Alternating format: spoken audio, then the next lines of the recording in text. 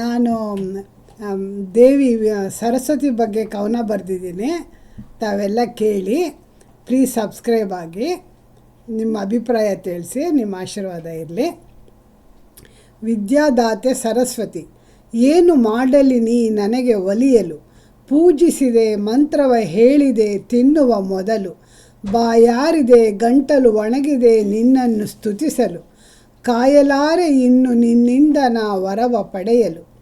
ಶಬರಿಯಂತೆ ಕಾದೆ ನಾನು, ಅವಳಂತೆ ಹಾಲು ಹಣ್ಣು ಅರ್ಪಿಸುವೆನು ನಾನು, ನೀ ನನ್ನ ಮನಸಾರೆ ಹರಸದೆ ಬಿಡೆನು ನಾನು, ಹಂಸವಾಹಿನಿ ಸರಸ್ವತಿಯ ಆರಾಧಕಳು ನಾನು.